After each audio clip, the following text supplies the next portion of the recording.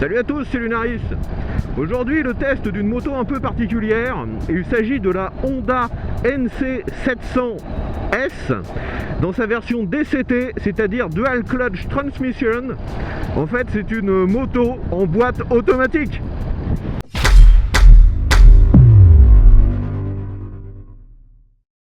La NC700S. En fait, c'est un roadster qui est sorti de mémoire en 2011 ou 2012. Et celui que j'utilise aujourd'hui est une version de 2012. Il était proposé en version tout à fait classique avec une boîte de vitesse manuelle normale. Et il était aussi possible en option de prendre la boîte DCT, donc Dual Clutch Transmission, pour en gros transmission à double embrayage. Et donc c'est une boîte automatique. C'est la première fois de ma vie que je roule avec une moto en boîte auto. Et c'est clair qu'au début c'est un peu déroutant. Donc déjà, à quoi peut-on reconnaître une moto en boîte auto? Bah déjà, vous n'avez pas d'embrayage, il n'y a rien du tout à gauche. Et aussi, vous n'avez pas de levier de vitesse. Donc vraiment, le côté gauche de la moto, on dira qu'il ne sert plus à grand chose. Cette NC700S en version DCT avait aussi un ABS combiné, c'est-à-dire que lorsque je freine avec la pédale qui freine l'arrière, ça me freine aussi un petit peu l'avant, et c'est vraiment super efficace. Là depuis tout à l'heure, en fait, je ne freine quasiment qu'avec ça, je touche pratiquement pas au frein avant. Dans toutes les situations de freinage, je dirais normales, comme on peut avoir en ville, bah ça suffit largement. C'est uniquement sur les gros freinages qu'on sont obligés de tirer sur le levier du frein avant. À l'époque, cette machine, donc en 2011-2012, elle est sortie au moment un peu de la crise pétrolière, où le baril de pétrole était à presque 120 $, ce qui faisait que à la pompe, le samplon 95 et 98 était en train de flirter avec les 2 € le litre. Donc Honda a fait le pari de sortir une machine économique qui pourrait être utilisée au quotidien pour pas trop cher. Donc pour ça, ils ont inventé donc ce 700 cm3. C'est une cylindrée assez grosse, mais au final il est conçu pour délivrer assez peu de puissance. Il fait 35 kW, soit 47,5 chevaux, ce qui fait qu'il est d'origine sans bridage, compatible avec le permis A2. Et aussi, ça fait qu'il consomme très peu. C'est un bicylindre en ligne qui est d'ailleurs vachement incliné vers l'avant, et donc il est placé très bas, ce qui fait que le centre de gravité est lui aussi très bas. Et l'autre particularité, pour rabaisser aussi le centre de gravité, c'est que le réservoir est caché sous la selle passager, et en fait le réservoir est en dessous. À la place de ce qu'on pourrait prendre pour le réservoir, vous avez un rangement, un espèce de coffre pour mettre un casque, et ça passe avec un casque intégral. Donc vu qu'à l'époque, comme je vous l'ai dit, le carburant commençait à coûter vraiment très cher, ils ont fait un nouveau moteur, le moteur de 700 cm3 bicylindre, qui consomme vraiment très peu. Sa consommation constructeur est donnée pour moins de 4 litres au 100. Pour un 700 cm3, c'est vraiment ridicule comme consommation. Et tout a été fait pour que la consommation soit abaissée au minimum possible. On a donc sur cette machine une boîte à double embrayage qui passe les vitesses toute seule. On a plusieurs modes sur cette boîte automatique. Là, je suis en mode drive, donc le mode D, le mode classique. Et en mode classique, les vitesses se passent mais très rapidement. On monte à peine à 3000 tours, et là les vitesses passent toutes seules. Vous pouvez voir qu'il y a un témoin de rapport engagé, et ça se passe mais vraiment super vite. Là je suis déjà en 6ème, et dès qu'on lâche l'accélérateur, on a une petite sensation comme si on était un peu en roue libre, et on sent de temps en temps les vitesses dégringoler toutes seules. Ça peut paraître bizarre au début, hein. Et lorsqu'on réaccélère un peu plus fort, comme je suis en train de le faire vu que je vais m'insérer sur l'autoroute, on sent pareil que la boîte elle réagit assez rapidement et ça passe les vitesses tout seul. Donc là je suis sur l'autoroute, je vais essayer de m'insérer. Allez, un bon coup d'accélération.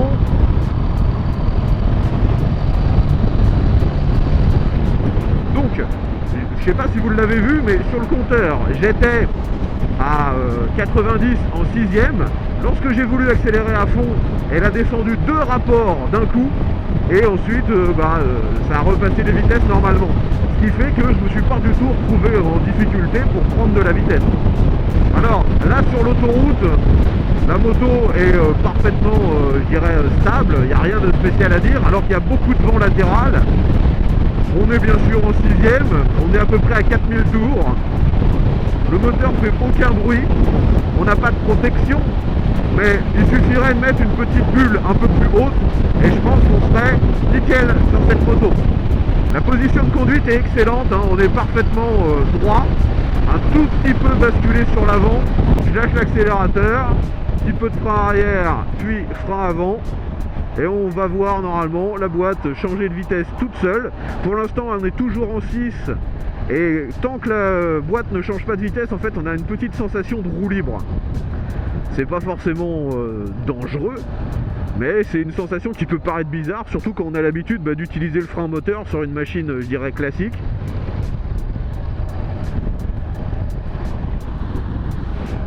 La position droite fait qu'on arrive très facilement à se retourner pour identifier ce qui se passe derrière nous. Forcément, il y a plein de commodos qui sont typiques à cette version à double embrayage. On retrouve déjà le sélecteur sur la droite qui permet de mettre soit au point mort, soit en mode drive ou en mode sport. On a aussi une petite gâchette ici qui permet de se mettre en mode automatique ou en mode manuel. Et de l'autre côté, on a 2 gâchettes qui permet, lorsqu'on est en mode manuel, de changer les vitesses, de mettre soit une vitesse en plus, soit une vitesse en moins. Quand on appuie sur le sélecteur ici, qui permet de changer entre le mode automatique et le mode manuel, la seule différence, c'est que vous voyez le petit dé ici qui s'efface. Et lorsqu'il est effacé, ça veut dire que vous pouvez utiliser les gâchettes pour changer de vitesse. Là par exemple, si je décide de me remettre en 5, voire en 4, je peux me remettre ensuite en 5, en 6. Là, je vais me remettre en mode automatique. Et normalement, même quand je suis en mode automatique, si je veux forcer le passage d'une vitesse, ça marche quand même. Voilà, là j'ai mis la 5. Donc c'est comme sur une voiture en boîte auto en fait. Lorsque vous êtes en mode manuel, vous pouvez changer les vitesses à votre convenance, mais la boîte ne va pas vous laisser caler. Donc si vous descendez trop dans les tours, forcément ça redescend les vitesses pour éviter de brouter ou de caler.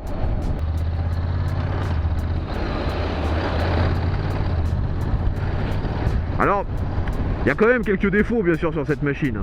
Lorsqu'on est en ville comme ça, les vitesses se passent très rapidement avec la boîte auto lorsqu'on est en mode drive. Et le bruit que fait la boîte est pas super agréable en fait. On a un peu l'impression que ça... c'est comme si que vous passiez vos vitesses mais un peu en mode bourrin. Ça fait... on sent le bruit des claquements de vitesse à chaque rapport. C'est assez bruyant. Au final, j'ai l'impression qu'on entend plus la boîte de vitesse que le moteur. Et l'échappement d'origine, c'est clair que lui, par contre, il ne fait absolument aucun bruit. Là, en ville, j'utilise pratiquement que le frein arrière, vu que c'est combiné avec l'avant.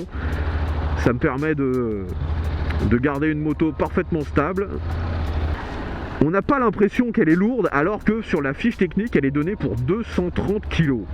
Quand je la conduis comme ça, j'ai l'impression que c'est une machine qui fait 170, 180 kg, pas plus quoi. Je vais faire un petit test de rayon de braquage. Là, je m'arrête ici. Et je vais essayer de faire carrément demi-tour. On va voir si c'est possible sur la largeur de la route. Donc là, je suis sur un parking, une largeur à peu près standard. Donc je braque à fond et je tourne. Ouais, ça passe. Ça passe. C'est pas le meilleur rayon de braquage du monde, mais c'est suffisant. Donc la moto est vraiment extrêmement discrète. Là vous avez pu voir que j'étais en train de me déplacer à faible vitesse à côté de piétonnes. J'ai l'impression qu'elles m'ont même pas entendu. Ou alors c'est qu'elles m'ignoraient totalement, ça c'est possible aussi. C'est vraiment pour moi une machine faite pour la ville. On n'a pas à s'embêter avec le passage de vitesse, tout se fait tout seul. On se concentre sur nos trajectoires, sur nos freinages et on est tout le temps hyper attentif à ce qui se passe autour de nous. Elle fait aucun bruit. Lorsqu'on réaccélère après un arrêt comme ça, il n'y a pas vraiment d'à-coups désagréables. La machine elle tracte tranquillement. Le mode D, le mode drive pour la ville, c'est nickel. Il n'y a pas grand chose à lui reprocher. Maintenant, on va essayer de passer en mode sport, voir ce que ça raconte. Donc en mode sport, forcément, quand on accélère, il y a plus de patates. C'est clairement plus sympa. Surtout comme ici, quand on est en dehors de l'agglomération. On va essayer de monter sur l'autoroute, on accélère un peu. Et là on voit que les vitesses passent environ à 5 ou 6 000 tours, alors que d'habitude elles passaient plutôt à 3-4 000. Donc après la boîte est assez intelligente, hein. Là c'est limité à 110, même si j'étais pas arrivé à 4500-5000 tours, la boîte voit bien que j'arrête d'accélérer pour gagner en consommation et la passer la 6e toute seule. Un autre défaut qui peut arriver quand on utilise trop l'ABS combiné avec le frein arrière, c'est que là en fait j'étais tellement focalisé sur mon frein arrière que j'ai freiné un peu fort. L'ABS a évité le blocage bien sûr, mais donc il faut pas rester comme je le faisais bloqué sur le frein combiné, hein. Faut aussi utiliser l'avant. Votre frein arrière n'est toujours pas votre frein principal. Je dirais que ça peut être votre frein principal lorsque vous êtes en ville à faible vitesse, mais dès que vous êtes au-delà de 50 km/h, il faut vraiment utiliser les deux freins. Toujours en mode sport. Les vitesses se passent moins souvent que d'habitude, hein. Là quand je suis en ville à 50, il a plutôt tendance à me faire rester en 3e, alors que d'habitude il me met en 5 lorsque je suis sur le mode drive. Donc la consommation annoncée par le constructeur, hein, qui s'établit normalement à peu près 4 litres au 100, je pense que c'est si vous restez en mode drive tout le temps. En mode sport, la consommation doit être un petit peu plus élevée. Ouais, la moto est vraiment maniable, les pneus sont fins en plus, ce qui la rend normalement encore plus vive. Le tableau de bord est assez simpliste. On a notre vitesse bien sûr, on a le témoin de rapport engagé et aussi le mode de transmission qui est actif.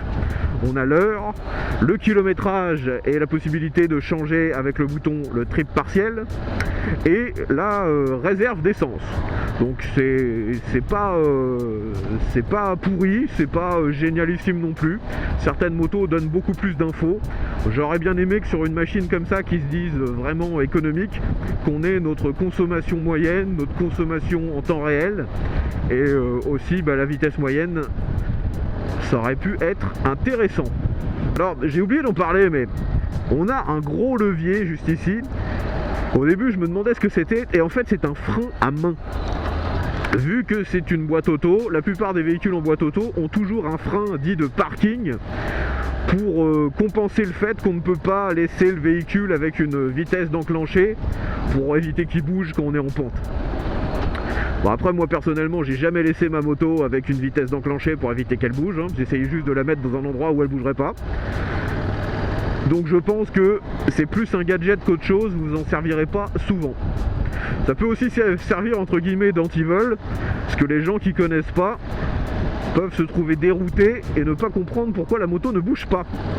C'est pas une moto qui a eu un très gros succès commercial, justement parce que ceux qui avaient la boîte classique essayaient de rouler normalement, c'est-à-dire en montant pas mal dans les tours, et vu que c'est un moteur qui se retrouve en rupture à peu près 6000 tours, beaucoup ont trouvé que c'était une moto qui avait pas de caractère, qui était vraiment pénible en fait. Et c'est surtout ceux qui voulaient absolument une boîte automatique et l'équipement d'un scooter qui ont acheté cette machine. Donc on en trouve beaucoup en boîte auto en fait, beaucoup plus qu'en boîte normale. Bien qu'elles étaient plus chères à l'époque, c'était vraiment la clientèle cible, c'était ceux qui voulaient une boîte auto, quoi. Parce qu'à l'époque, ceux qui voulaient rouler avec une boîte classique, préféraient prendre une machine avec un comportement un petit peu plus sport. Le mode sport, en fait, j'ai l'impression que c'est vraiment le mode qui représente le mieux une conduite normale d'un motard, alors que le mode D, c'est vraiment économique. Tout se passe pour que vous gagniez en consommation, ce qui peut être pratique lorsque vous faites beaucoup de ville. Mais là, pour l'instant, même en ville, je préfère quand même le mode sport, qui donne de meilleures sensations. Il y a moins de vibrations, on sent que le moteur est moins sous régime. Alors la machine que vous avez sous les yeux a eu quelques modifications esthétiques. On a un petit protège réservoir, la selle dont je vous ai déjà parlé, c'est une Baxter. On a des top blocks sur les côtés pour la protection et on a aussi une bavette à l'arrière sur la roue. Et c'est à peu près tout. Bien, donc là on est en mode sport et sur une succession de virages. On va voir ce que ça donne. Là je freine un peu pour ce virage. Je me méfie parce que c'est quand même vachement humide. Alors, c'est clair qu'avec la boîte automatique, parfois ça peut avoir des réactions qui sont un peu surprenantes, vu que la boîte, elle sait pas du tout si vous êtes en virage ou pas. Donc elle n'hésitera pas à vous changer de rapport en plein milieu d'un virage, même quand vous êtes penché. Donc je pense vraiment que c'est pas une machine qui est adaptée à faire vraiment le con en fait. Je dis pas que ça peut être, je dis pas que c'est dangereux, mais ça peut être surprenant. Le fait de passer les vitesses manuellement ne sert pratiquement à rien. Ça peut être utile vraiment que si vous voulez rouler en mode vraiment sport, mais vu que la moto, le moteur n'est pas vraiment conçu pour ça, donc c'est possible de le faire, mais pour moi ça sert pas à grand chose. Là je roule sur une route assez détériorée et les suspensions font bien leur boulot. Après c'est clair que sur les grosses bosses, c'est pas non plus une moto d'enduro, faut pas déconner. On va essayer de faire un test d'accélération, on va essayer de faire un 0 à 100 avec cette boîte auto. On va voir ce que ça donne parce que logiquement il n'y a absolument rien à faire, j'ai même pas l'embrayage à gérer. Donc il n'y a personne, hein. Je me permets de faire ça. Allez, on est reparti, j'accélère à fond.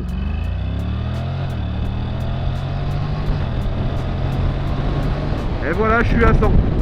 Alors je sais pas exactement combien de temps j'ai mis, je vais essayer de vous mettre un chrono. C'est pas ultra violent comme accélération, hein, on le sent bien. Mais c'est pas ridicule non plus. Et la moto par contre ne fait absolument aucun bruit. Même en mode sport, en accélérant à fond, c'est une moto tout à fait tranquille. Pour conclure avec cette NC700S version DCT et pas DTC, faites attention. Donc pour moi c'est vraiment une bonne surprise cette boîte auto à double embrayage. C'est relativement fluide, ça se passe sans problème, on s'y fait très très rapidement, hein. Au bout de 5-10 minutes, n'importe qui ne cherche même plus ses marques et ça nous paraît tout à fait normal que les vitesses se passent toutes seules. Après, je vous l'ai dit, hein, il y a quelques inconvénients, ça fait un peu de bruit lorsqu'on est en mode D, mais en mode S, la boîte de vitesse fait beaucoup moins de bruit et c'est beaucoup plus tranquille. Pour moi, c'est une vraie bonne moto, surtout sur cet aspect boîte de vitesse. Le moteur, c'est clair que pour ceux qui cherchent du sport, c'est pas du tout la moto qu'il leur faut. C'est un moteur qui a été conçu pour être sobre et efficace, et il l'est. Quand il y a besoin d'un peu de patate, il y a ce qu'il faut. Mais vous attendez pas à une balle ou à une moto sportive, c'est pas du tout le cas. Le gros point noir en fait de cette machine, c'est son design. Clairement, Honda n'a fait aucun effort sur cette moto. Et là, quand on est gentil, on dira un design basique. Et quand on est honnête, en fait, elle est moche. Faut juste l'avouer, la bulle à l'avant, le phare est assez moche. Les finitions en elles-mêmes sont pas au top. C'est clair que c'était une machine qui se destinait à être entrée de gamme, donc ça peut, entre guillemets, se justifier. Mais bon, ils auraient pu quand même faire quelques efforts pour la rendre un tout petit peu plus jolie. Je pense que par exemple, juste le phare, s'il avait été juste remplacé par un phare classique rond, ça aurait été mais beaucoup plus esthétique. Enfin après, ça ce n'est que mon avis. Les goûts et les couleurs ne se discutent pas vraiment.